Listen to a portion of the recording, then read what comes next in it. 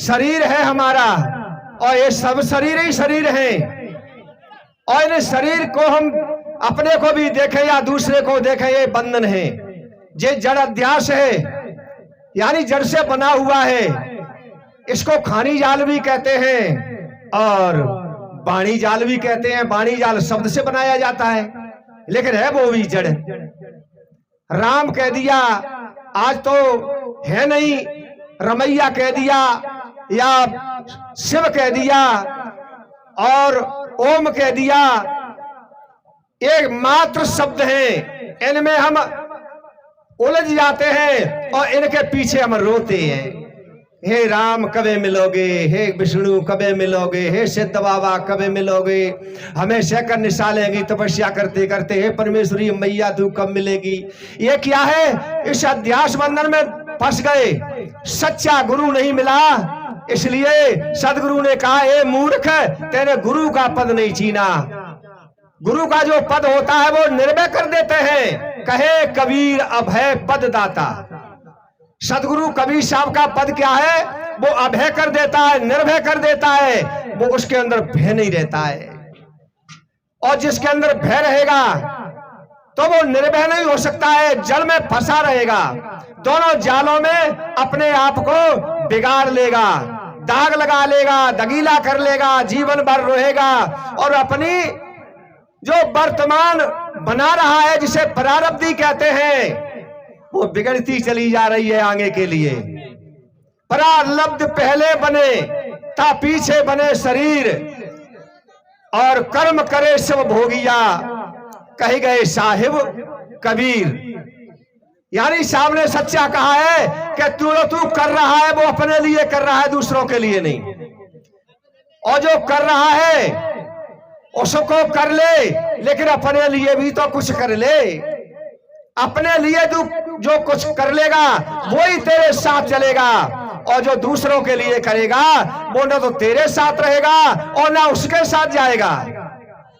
अपने साथ अच्छा कर्म कर ले। सदगुरु कबीर साहब ने तेरे को सद्गुण दिए हैं, पंचशील दिया हुआ है, दया, क्षमा, सत्य, धीरज और विचार, ये हमको शील दिए हैं।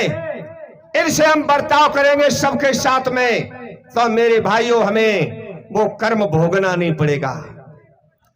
हर जीव के साथ में दया करेंगे, किसी तरीके से, तन से न मन से और न वाणी से किसी को नहीं सताएंगे, तो हमें हमारा कर्म पकड़ नहीं सकता है, और नहीं तो कर्म हमारा हमको खा जाएगा। किसी को हम नहीं सताएं तो हमारा बैरी ही नहीं कोई। बैरी तेरे फैल रे और अपने फैल समार ले, फिर कर गली गली की सैर रे। अपने फैल जो समार लेता है वो गली गली की सैर करता है, और जो दूसरे को देखता है और भला कहता है, बुरा भी कहता है, तो बंधन है। यही तो बंधन है, और बंधन होता क्या है, इसी को जड़ अध्यास कहते हैं। तो मेरे भाइयों हमें जड़ अध्यास में नहीं फंसना चाहिए। जिनके भरोसे हम और अपने आप को खो रहे हैं वो भी जड़ अध्यास में फंसे रहे, जिनको गुरबा कहा जाता है। सदगुरु कबीर साहब ने कहा कि आपन कर्मन मेटो जाई, बिद का लिखा मिटे धोखे से, और जो युग कोट सिराई। गुरु वशिष्ठ मिल लगन सुधायो, सूर मंत्र एक दीना, और जो सीता रघुनाथ विवाही, एक पल संचन कीना। तीन लोक के कर्ता कहिए, बाल बदो बरियाई, और एक समय ऐसी बन आई, उन्हू अवसर पाई। और क्या कहा है सदगुरु कबीर साहब, कहना चाहते हैं कि नारद मुनि को बदन छिपायो, कीनो कप को स्वरूपा, और शिशुपाल की भुजा उखारी उपारी, और तब आप भये हरि ठूंटा। ये शब्द कोई नहीं कह पाया वेदांत में, लेकिन सदगुरु कबीर साहब ने कहा। जो सत्य था वो ही कहा, लेकिन यहां कहा जाता तो कई एक लोग क्या कहते हैं, हमें बाबा तुम तो खंडन मंडन कर रहे हो, तुम तो बेकार हो। सत्य बात जो सदगुरु कहे गए उसको भी हम कह पाते हैं। तो मेरे भाइयों हमें यानी अपनी बात तो कहना ही कहना चाहिए, और जो अपनी बात नहीं हम कह पा रहे हैं तो बताइए अपने गुरु की बात नहीं कह पा रहे हैं। जब वो अकेले थे 600 साल पहले दहाड़ते थे, और आज हम तो उनके अनुयायी बहुत हैं पूरा भारत में, लेकिन फिर भी कुछ नहीं कह पाते। तो इसलिए मेरे भाइयों, हमें होश में आना चाहिए। पहली लाइन में सदगुरु कह रहे थे कि जो 3 लोक के कर्ता बताया है, किसको? राम को।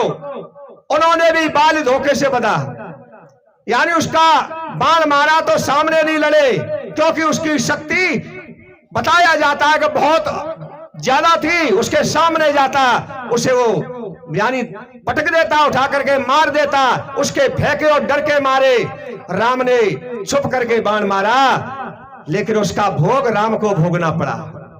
अब बताइए, उन राम का निवेदन करने से, राम का नाम लेने से, उनका पूजा पाठ करने से हमारा कल्याण होगा? उन्हें खुद किया वो उनको खुद भोगना पड़ा। और 3 लोक के कर्ता कहिए बाल बदौ बरी आई, एक समय ऐसी बनी आई उन्हों अवसर पाई। राम की जब शादी हो रही थी तो समझ लो धनुष नहीं टूट रहा था, टूटे या न टूटा हो, लेकिन वो बताया जाता है, उनके वेदांत वाक्य की बात है, मैं तो इनको नहीं मानता हूं। सीता रो रही है, जनक रो रहे हैं, और बताइए धनुष टूट ना रहो तो क्या हुआ? वहीं से भी लेकिन नखत खराब है गए, और सूर्य मंत्र पढ़ पढ़ के गुरु वशिष्ठ ने उनकी लगन सोधी, और लेकिन फिर भी उन्हें एक जीवन में एक पल के लिए सुख नहीं मिला। और उनको मानने वाले क्या कहते हैं? वो कर रहे लीला। मेरे भाइयों, ये लीला नहीं है। अगर वो लीला है तो तुम भी लीला सब कर रहे हो। अपनी अपनी लीला सब मनुष्य कर रहा है, दुख सुख भोग रहा है, अपने करे का कर्म का भोग भोगना पड़ेगा। तो नारद मुनि स्वयंवर, और उसमें नारद मुनि की जो चीज थी हकीकत में, और विष्णु ले गए, तो उन्होंने श्राप दे दी कि जा, मैं ऐसे रो रहा हूं अपनी पत्नी के चक्कर में से, तू भी रोएगा। तो उनको राम बन करके रोना पड़ा, सीता के पीछे भजत फिरे, पेड़ पौधे पूछत फिरे। तो मेरे भाइयों, जो कर्म करता है वो भोगना पड़ेगा। वो जड़ अध्यास में फंसे रहे राम, ब्रह्मा विष्णु महेश 33 कोट देवता, और हम उनका बखान करें तो कल्याण नहीं होगा। मेरे भाइयों, आज अपना समय अपने हाथ में है, अपनी इज्जत अपने हाथ में है, अपनी उम्र अपने हाथ में है। आज जो वर्तमान है, वर्तमान अपना सुधार लो, तब तुम्हारा काम चलेगा। शिक्षा आज का तुम्हारा पूरा महत्वदायक चीज है, तो शिक्षा से हमारा काम चलेगा। और किसी की नाम से, किसी की पूजा से, किसी मंदिर में जाने से हमारा कल्याण नहीं होगा। कल्याण होगा तो संतों की वाणी समझ लो। हमें दया करना है, किसी जीव से लड़ना नहीं है, झगड़ना नहीं है। हमने मार्ग पे हमको अच्छे आगे बढ़ना है, अपने विवेक से, अपने बुद्धि से, तो हमारा कल्याण होगा, और नहीं कल्याण नहीं होगा। किसी के भरोसे पे रहे तो वो सोच जड़ अध्यास है, और अपने में भरोसे पे रहोगे तो आगे बढ़ोगे। बाबा साहब ने आगे बढ़े तो 32 डिग्रियां पाई। अगर किसी राम के भरोसे पे होते कि भैया पास कर दियो है हनुमान बाबा, तो क्या होता? कुछ नहीं होता। जिनका नाम नहीं होता और कुछ नहीं होता। अपने भरोसे पर जो शक्ति से लड़ता है वो हर जंग को पार कर जाता है, और किसी के भरोसे पे रहता है वो अधूरा रह जाता है। तो मेरी भाई बहनों, हम आगे जड़ अध्यास में नहीं फंसे। हमारी बहनों ने कहा था कि जड़ अध्यास में फंस के मूर्ख तेने गुरु पद नहीं छीना। तो गुरु पद को छीनो। गुरु पद कहते गुरु की वाणी को। गुरु की वाणी को हृदय में धरो और उसे उतारो, उससे अपना जीवन बनाओ। और इन्हीं शब्दों के साथ अपनी वाणी को विराम देते हैं। बोलो सदगुरुदेव की जय।